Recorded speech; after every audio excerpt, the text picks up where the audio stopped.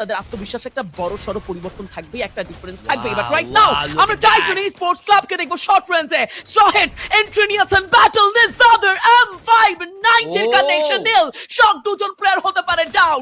রাহাত যেন থামতে চাইছেন না, হু কি করবেন এরকম একটা সিচুয়েশনে লং থেকে সাপোর্ট আসতে পারে, লং থেকে থার্ড পার্টি আসতে পারে।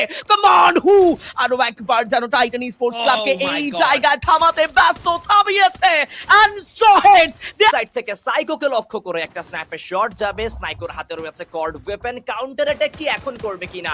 ম্যাপের অন্য প্রান্তে দেখুন #12 স্ট্রহেডস, তারা হয়ে যাবে ওয়াইপ আউট। লাইফলেস স্পোর্টস ভাবে খেলবে তারা, আরো প্লেসমেন্ট ওরিয়েন্টেড তারা খেলতে চাইবে হয়তোবা।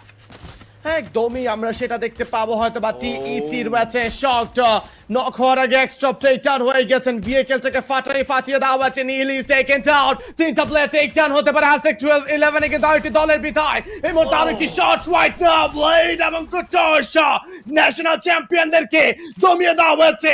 তিনবারের ন্যাশনাল চ্যাম্পিয়নদের সাইড থেকে that is Titan sports club.